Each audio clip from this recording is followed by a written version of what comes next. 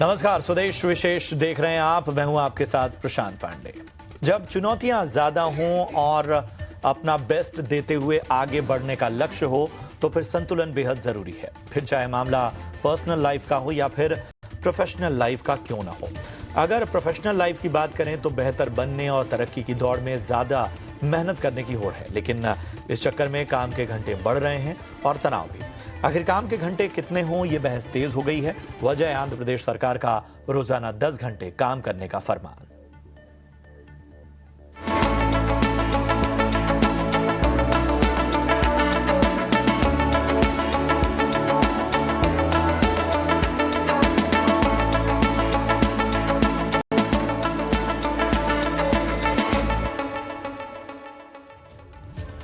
जी हाँ, काम के घंटे बढ़ाने का मुद्दा एक बार फिर चर्चा में है। आंध्र प्रदेश सरकार ने एक बड़ा फैसला लिया है। अब राज्य में कर्मचारियों को 9 की जगह 10 घंटे काम करना होगा। सरकार का तर्क है कि ये कदम कारोबार को आसान बनाने और इन्वेस्टमेंट को आकर्षित करने के लिए जरूरी है, ताकि और ज्यादा बेहतर तरीके से काम हो। श्रमिकों और नौकरी पेशा लोगों के लिए अब एक नया नियम धारा 54 के तहत वर्किंग आवर्स 10 घंटे किए गए हैं। ओवर टाइम की सीमा भी बढ़ा दी गई है, 75 घंटे से सीधा 144 घंटे प्रति तिमाही। साथ ही महिलाओं को नाइट शिफ्ट में काम करने की भी अनुमति दी गई है। सरकार कह रही है कि नियमों में ये ढील श्रमिकों और निवेशकों दोनों के हितों में है, लेकिन ट्रेड यूनियनों ने इसका विरोध किया है। सोशल मीडिया पर भी इसे काफी विरोध का सामना करना पड़ा है। तो सवाल यह है कि नया तो नहीं है, नए जो है काम के घंटे बढ़ाने का। इसके पहले भी आप देखते होंगे, जब पिछली दफ़ा बहस शुरू हुई थी, इन्फोसिस के फाउंडर नारायण मूर्ति ने जब कहा था कि देश की तरक्की और आर्थिक विकास के लिए हफ्ते में 70 घंटे युवाओं को काम करना चाहिए। उन्हें लगा कि इससे वर्क प्रोडक्टिविटी बढ़ेगी, लेकिन उनकी काफ़ी आलोचना हुई थी। ओला के सीईओ भविष्य अग्रवाल ने भी इस सोच का समर्थन किया था। एलएनटी के चेयरमैन एसएन सुब्रमण्यम तो इससे भी आगे निकल गए। उन्होंने 70 के बजाय 90 घंटे काम की वकालत की थी। रविवार को भी ऑफिस आने की बात कर डाली थी, तो बड़ा विवाद भी हुआ था। अब बड़ा सवाल कि क्या भारत के विकास के लिए, कंपनियों के ग्रोथ के लिए ये 70 या 90 घंटे नॉर्मलाइज करना आवश्यक हो गया है, या फिर ये फैसला कर्मचारियों के अधिकारों की एक तरह से अनदेखी है। क्या लंबे वर्किंग आवर्स से प्रोडक्टिविटी बढ़ती है या घटती है, और इसका मानसिक दबाव कितना एक कर्मचारी पर पड़ता है।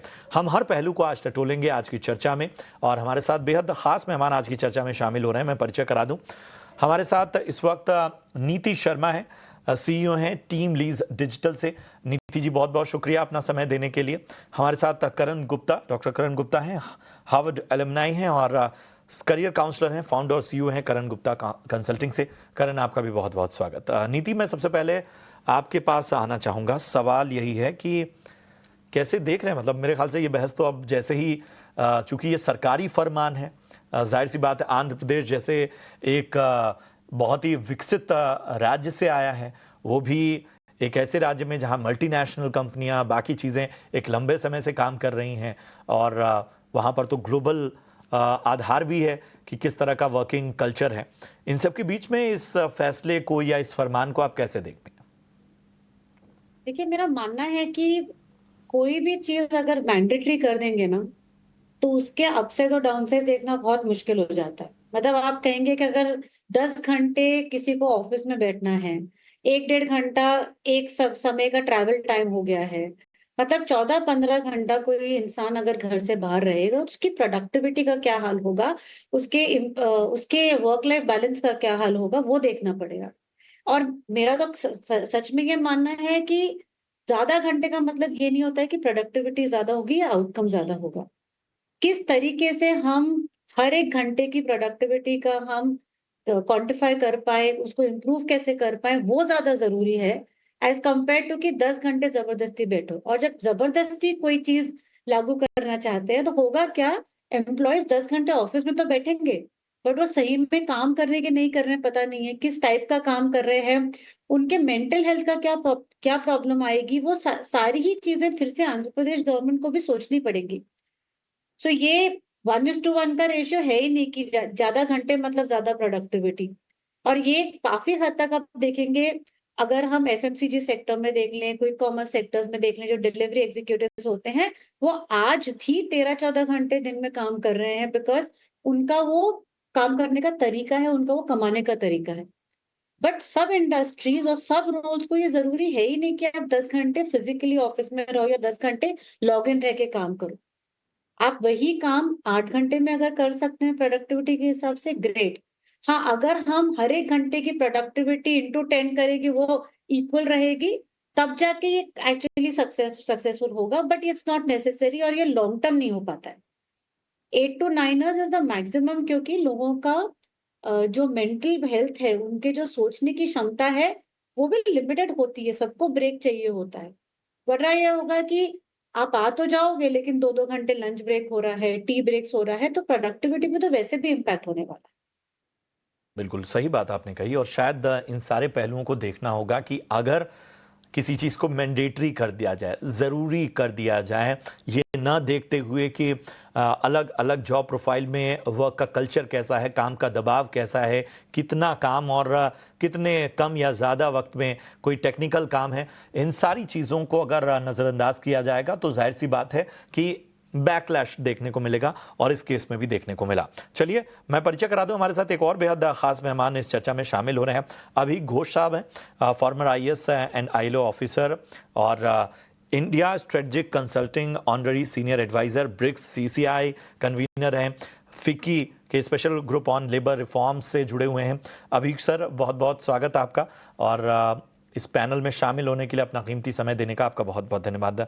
सर, यू फर्स्ट रिमार्क, आपकी पहली प्रतिक्रिया, आंध्र प्रदेश सरकार ने जो 10 घंटे काम को मैंडेटरी किया है, इसे आप कैसे देख रहे हैं? पहले भी लगातार बहस चल रही थी जब नारायण मूर्ति जी ने 70 घंटे और बाकी बड़े कॉर्पोरेट्स ने 90-90 घंटे काम करने की वकालत की थी। आप इसे कैसे देखते हैं? देखिए, पहली बात तो ये कि मैं इसको इस पृष्ठभूमि में देखूंगा कि भारत इंटरनेशनल लेबर ऑर्गेनाइजेशन के सदस्य हैं और आईएलओ का एक कन्वेंशन है जो कि कन्वेंशन नंबर 1 है। जो आईएलओ की प्रतिष्ठा जब हुई थी 1919 में, 1919 में लीग ऑफ नेशंस के अंतर्गत पहला उनका कन्वेंशन यही रहा कि वर्कर्स को, लेबरर्स को किस तरह से राहत मिले और वर्किंग आवर्स कन्वेंशन के नाम से ये कन्वेंशन शुरू हुआ, नंबर 1 कन्वेंशन, जिसमें कि लिखा गया कि 8 घंटे प्रतिदिन और वीक में 48 घंटे ये रहेगा नॉर्म, ये वर्किंग आवर्स का। तो ये तो इंडिया ने साइन कर चुका है, तो अब ये उसको उससे बढ़ कर के 8 से 9 और 9 से फिर 10 करना, ये मैं समझता हूँ कि ये ट्रीटी का उल्लंघन होगा। तो ये तो पहली बात है। और दूसरी बात ये कि जबकि जैसे कहा गया कि प्रोडक्टिविटी तो एक डबल एज सॉर्ड है कि भाई प्रोडक्टिविटी बढ़ाने के लिए आप वो उसको ज़बरदस्ती काम का घंटे बढ़ाते जाएं, तो उससे उसका मानसिक या शारीरिक क्या उस पर असर पड़ेगा, शायद उसके बीमारी बढ़ जाए, उसके लिए उसका इलाज के लिए ये खर्च करना पड़े।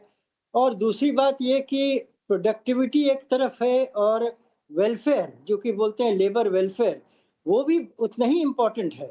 सो दोनों का एक संतुलन, जो कि वर्क लाइफ बैलेंस के तरफ से भी देखा जा सकता है, प्रोडक्टिविटी और वेलफेयर की तरफ से भी देखा जा सकता है। तो एक संतुलन भी आवश्यक है और लीगल दृष्टिकोण से देखें तो कन्वेंशन का उल्लंघन करना उचित नहीं होगा। वैलिड पॉइंट सर, और वाकई शायद इसे समझना आवश्यक होगा और अच्छा खासा तजुर्बा है। आप बता रहे हैं कि क्यों भारत में इस तरह की जो स्ट्रेच है वो एक एडवर्स इफेक्ट ला सकता है। करण, मैं आपके पास आना चाहूँगा। एक दौर था जब नौकरी जीवन का वो हिस्सा होती थी जिससे जीवन बड़े सहूलियत से चलता था और एक ह्यूमन ग्राउंड भी कहा जाता है कि एक दौर में होता था जब नौकरियों में लोग अपने जो भी उनको निजी तौर पे कुछ परेशानियां आ रही हैं उसमें भी फ्लेक्सिबिलिटी उन्हें मिलती थी। ये दौर बदल चुका है और शायद इसे बताने की आवश्यकता नहीं है। हर तरह की नौकरी, चाहे वो सरकारी हो चाहे गैर सरकारी, एक तरह का प्रतिरोध, एक तरह का गतिरोध, एक तरह का बड़ा ही स्ट्रिक्ट कल्चर हम देख रहे हैं जिसमें फ्लेक्सिबिलिटी अब गायब सी हो रही है, उल्टा अब काम के घंटे को स्ट्रेच किया जा रहा है। आपने तो बाहर के देशों में भी तजुर्बा किया है, देखा है, शिक्षा से लेकर नौकरियों तक। हमसे एडाप्टेशन में चूक हो रही है या हम आधा अधूरा एडाप्टेशन मानकर अपने इंडस्ट्री या अपने वर्क कल्चर को आगे बढ़ाने में लगे? थैंक यू प्रशांत, ये इतना महत्वपूर्ण टॉपिक आपने चूज किया है डिस्कस करने के लिए। मैं 3 चीज पे बात करने वाला हूँ। एक जो है मेंटल हेल्थ, जो स्टूडेंट्स की मेंटल हेल्थ है, जो अर्ली वर्कर्स की मेंटल हेल्थ है, वो ज्यादा लोग बात ही नहीं करते हैं। आप स्टूडेंट्स या अर्ली प्रोफेशनल्स को 8 घंटे, 10 घंटे, 12 या इवन 16 घंटे बोलेंगे, वो कर लेंगे क्योंकि they want to make a good impression. उनको अच्छा जॉब चाहिए, उनको ग्रो करना है, तो आप जितना भी उनसे काम करवाएंगे वो करेंगे। मेरे खुद के इतने स्टूडेंट्स हैं जो 16-16 घंटे दिन का काम करते हैं और बोलते हैं कोई बात नहीं, मेरा करियर बढ़ेगा इससे। लेकिन वही स्टूडेंट्स 1 साल के बाद आते हैं depression, anxiety, high blood pressure, इतने सारे डिजीजेस लेके वापस आते हैं, क्योंकि ये ह्यूमन कंडीशन ही नहीं है किसी को 10, 12, 16 घंटे काम कराना। तो ये first of all we have to understand कि स्टूडेंट की mental health can support this और नॉट। सेकेंड इज, अब दूसरी कंट्रीज के बारे में बात करें, फ्रांस में there is a 35 hour per week limit. Australia में अगर after work, it's called disconnect right, अगर आफ्टर वर्क आपने अपने एम्प्लॉय को कांटेक्ट किया या आपने अपने एम्प्लॉय को ईमेल भी भेजा, तो आप पे 50 लाख रुपीस का फाइन लगता है। इतनी बड़ी फाइन इसलिए लगता है क्योंकि government wants to make sure कि professionals, early students, people who are working, their rights are protected. और थर्ड चीज जो मैं आपको बोलना चाहता हूं वो है गिग इकोनॉमी। यही प्रॉब्लम से स्टूडेंट्स और अर्ली वर्कर्स परेशान होकर फ्रीलांसर्स बन चुके हैं।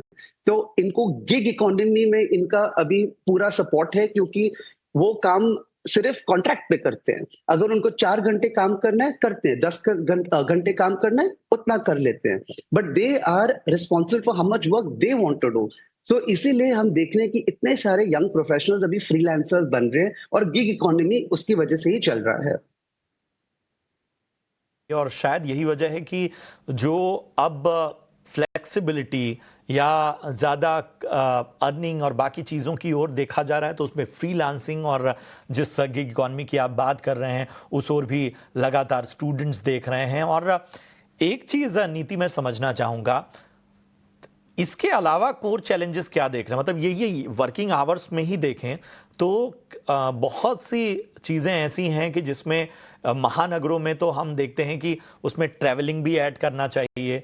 उसमें जाहिर सी बात है कि उस ट्रैवलिंग के अलावा उसकी बाकी भी चैलेंजेस हैं। ऑफिसेज पहले क्या होते थे कि पहले इस तरह की स्थितियां नहीं थी, पहले लोग घर के आसपास काम करते थे, अब दूसरे शहरों में जाकर काम कर रहे हैं। क्या ये सारी चीजें एड्रेस नहीं की जा रही हैं या इनको नजरअंदाज किया जा रहा है? मेरे ख्याल से सरकार की तरफ आई थिंक उनको पता है कि ये चैलेंजेस हैं, और ये भी एक पहले ये समझते हैं कि क्यों कोई भी स्टेट गवर्नमेंट या कोई भी ऑर्गेनाइजेशन क्यों कहती है कि हम ज्यादा घंटे काम कराएंगे। तो आंध्र प्रदेश स्टेट गवर्नमेंट का नजरिया ये है कि अगर हम ज्यादा आउटकम दिला सकेगा इंडस्ट्रीज को, तो और इंडस्ट्रीज आएंगी, अपने ऑफिसेस बनाएंगी स्टेट में, और उनको उतना इन्वेस्टमेंट मिलेगा, विच मीन्स प्रगति होगी स्टेट की। पर जो आप चैलेंजेस पूछ रहे हैं प्रशांत, आई थिंक सबसे पहले ये होगा कि अगर एक कैंडिडेट है मेरे सामने और अगर मैं उसको कहूँ कि आपके पास 8 घंटे काम करने का ऑप्शन है या 10 घंटे काम करने का ऑप्शन है at the same salary at similar companies, chances are very high कि वो 8 घंटे वाली नौकरी लेगा, वो क्यों 10 घंटे वाली नौकरी लेगा। तो talent attraction will become a huge problem for many industries with in the state अगर हम इसको बैलेंस नहीं दिखाएंगे। और ऐसा नहीं है कि अगर हम 10 घंटे काम करवा रहे हैं तो कोई भी इंडस्ट्री आपको ज्यादा पैसा देगी, आपको उतना ही मंथली सैलरी मिलेगी जो और बाकी सब स्टेट्स में मिल रही है, क्योंकि काम उतना ही होगा। तो एक तो सबसे बड़ी चैलेंज होगा जो टैलेंट अट्रैक्शन है। जो दूसरा आप चैलेंज बोल रहे हैं माइग्रेशन का, अगर कोई माइग्रेट कर रहा है काम के लिए तो हमें ये समझना चाहिए कि अगर समझिए कि वो लेट्स से कोई दूसरे सदर्न स्टेट से माइग्रेट कर रहा है, ये ऑप्शन है, तो वो बैंगलोर, मैसूर, हैदराबाद, आंध्र प्रदेश, काफी सारे सिटीज हैं जहाँ पे वो ढूंढ सकते हैं नौकरी, उसके पास एक ऑप्शन होता है, तो वो माइग्रेट नहीं करेगा। विच वुड ऑल्सो मीन कि इवेंचुअली जो एंसिलरी इंडस्ट्री होती है, जैसे इंफ्रास्ट्रक्चर है, रिटेल है, रियल एस्टेट इंडस्ट्रीज है, वो सारे इंडस्ट्रीज पे भी इम्पैक्ट होगा, क्योंकि लोकल डिमांड उतनी ही पूरी कर सकते हैं। काफी इंडस्ट्रीज माइग्रेशन पे भी डिपेंड करती है उनको टैलेंट सप्लाई के लिए। तो सबसे पहले सही सही स्किल मिलना चाहिए, वो पर्सन को आके माइग्रेट करना चाहिए, उनको एक घर रेंट पे लेना चाहिए या खरीदना चाहिए, फैमिली लेकर आएंगे, स्कूल्स में एडमिशन होता है, तो जो एंसिलरी इंडस्ट्री है, जो नेटवर्क है, उस पे भी इम्पैक्ट होगा अगर लोग ज्यादा नहीं कर लेंगे 10 घंटे या 11-12 घंटे की जॉब। एक वो चैलेंज है। आई थिंक दूसरा एक चैलेंज है कि जब इंडस्ट्रीज आती हैं, एक्सपेक्टेशन ये होती है कि 10 आवर्स है, 10 आवर्स वर्किंग आवर्स हो जाते हैं, फिर आप उसमें ब्रेक्स लगाइए तो इनवेरिएबली 13-14 घंटे हो जाएगा। अगेन कोई भी इंडस्ट्री ऐसे काम नहीं करवा पाएगी अपने अपने जॉब सीकर से, तो इवेंचुअली क्या होगा, कौन जाएगा 10 घंटे के काम के लिए जिसको और कहीं काम नहीं मिल रहा है, which means by default productivity कम होगी, क्योंकि इन्वेस्टमेंट उस पे उसको सिखाने में, हैंड होल्ड करने में बहुत ज्यादा हो जाएगा, एज अगेंस्ट कोई अगर एक्सपीरियंस्ड कैंडिडेट है, वो डायरेक्टली आके काम करना शुरू करे। तो बहुत सारे चैलेंजेस देखेंगे। नीडलेस टू से अगर हम वुमेन वर्कर्स की बात कर रहे हैं, 10 घंटे इन पर्सन काम करना है, विच मीन्स अबाउट 14-15 आवर्स घर से बाहर हैं, उनके लिए भी बहुत तकलीफ हो जाएगी, विच मीन्स डाइवर्सिटी वर्कफोर्स में अगेन एक इशू हो जाएगा। एंड हम यही कह रहे हैं, ये हमने हर जगह से सुना है कि जितना डाइवर्स वर्कफोर्स हम लेकर आएंगे, उतना ही better productivity and better work environment होता है। सो बहुत सारे आपने बात चैलेंजेस की, होंगे एक अगर सवाल ये के साथ मैं आऊंगा, क्योंकि इस पूरे जो रूल है उसमें यह भी कहा गया है कि भाई नाइट शिफ्ट की भी अब आज़ादी। वैसे तो बहुत सारे राज्यों में जो महिलाएं हैं वो नाइट शिफ्ट करती हैं, लेकिन कई राज्य सुरक्षा की दृष्टि से बड़े मायने रखते हैं, इन सबको भी देखना होगा। एक चीज़ अभी सर मैं आपसे समझना चाहूँगा, जो श्रम कानून है या जो नियम है, ये कर्मचारियों के बीच इसकी जागरूकता की कमी आप देखते हैं, या ये जो कानून है ये उतने एम्पावर नहीं कर रहे हैं कर्मचारियों को, या ऐसा हमने तंत्र बना लिया है कि किसी भी नौकरी में कोई प्रतिवाद करना, किसी तरह का रिएक्शन देना या किसी सही बात पे अपनी बात भी रख देना, वो नौकरी जाने के खतरे से जुड़ा हुआ है? देखिए, इसी मामले के लिए तो ट्रेड यूनियन की शुरुआत हुई है कि कलेक्टिव बार्गेनिंग बहुत इम्पोर्टेंट है। अकेले एक वर्कर अगर चाहे को कानून को बदले या कानून से कुछ फर्क कुछ करे, तो वो पॉसिबल नहीं है, संभव नहीं होता है। लेकिन एक साथ जुट करके और जिम्मेवारी के साथ अगर कोई ट्रेड यूनियन काम करता है, तो वो श्रमिक के भले के लिए ही करता है, और ये इसको सपोर्ट करना सभी की जिम्मेवारी है। सरकार की तो विशेष रूप से, चूंकि जैसे मैंने कहा कि एक तरफ तो लीगल रिस्पॉन्सिबिलिटी है कि जो ट्रीटी ऑब्लिगेशंस है जिस आईएलओ का, कन्वेंशन का, उसको कायम रखना आवश्यक है, नहीं तो फिर उसका रिपरकशन कुछ और हो जाता है। दूसरी बात ये कि श्रमिक का वेलफेयर बहुत इम्पोर्टेंट है। वर्क लाइफ बैलेंस बहुत ज़रूरी है, क्योंकि जैसी बात कही गई कि मानसिक शारीरिक ये पर असर बहुत पड़ता है कि कितना देर तक श्रमिक काम कर सकता है। तो इसके लिए एक संतुलन, एक बैलेंस्ड व्यू लेना बहुत ज़रूरी है। ये भी बात इसी आई से कि जुड़ा मेरा एक सवाल है सर, अभी सर इसी से जुड़ा मेरा सवाल है कि आपको नहीं लगता कि जैसे नारायण मूर्ति साहब ने 70 घंटे की वकालत की, बाकी कॉर्पोरेट्स ने 90 घंटे की वकालत की, अब आंध्र प्रदेश में 10 घंटे, कहीं ऐसा ना हो जाए कि ये नॉर्मलाइज हो जाए? देखिए, कोशिश तो इंडस्ट्रियलिस्ट का यही रहता है कि वर्कर के जितना भी उसे मरोड़ करके काम लिया जाए उतना उसके लिए आसान है। लेकिन whole purpose of this whole setup, this whole organisation जो बना है, वो तो वर्कर को प्रोटेक्शन के लिए बना है। ये तो इंडस्ट्रियलिस्ट को ईज़ ऑफ बिज़नेस करने के लिए तो नहीं बना है। तो अगर वर्कर्स को प्रोटेक्ट करना है, तो इंडस्ट्रियलिस्ट को तो थोड़ा-सा संभल के चलना होगा। ये हम कमेंट नहीं करना चाहते हैं कि नारायण मूर्ति साहब ने जो बोला वो सही है कि गलत है। लेकिन शायद हमको जितना याद है कि उन्होंने बाद में उसको थोड़ा-सा उसको मॉडिफ़ाई किया, क्योंकि 70 घंटा किसी को वीक में काम कराना सचमुच कोई आसान चीज़ तो नहीं है। तो ये हम प्रमोट तो नहीं करना चाहेंगे और मैं तो चाहूँगा कि सरकार, आंध्र प्रदेश सरकार और अन्य सरकार भी जो कानून में रद्द-बदल करना चाहते हैं, वो थोड़ा-सा संभल सबसे करके अच्छी बात आगे। सबसे अच्छी बात सर, अभी सर आपने जो बात बोली कि कोई भी ऑर्गेनाइजेशन है, कोई भी जो सिस्टम है और वो कर्मचारियों के प्रोटेक्शन के लिए बना है, वो उन्हें आर्थिक रूप से प्रोटेक्शन दे रहा है, वो उनके बुरे कह सकते हैं कि किसी का घर चल रहा है तो उसे कभी भी ये खतरा नहीं लगना चाहिए। ये सारी चीज़ें हैं और जाहिर सी बात है काम के घंटे उसमें बहुत मायने रखते हैं, उससे पूरा उसका जीवन, उसके पूरी दिन, उसकी पूरी दिनचर्या प्रभावित होती है। करण, मैं आपके पास आना चाहूँगा।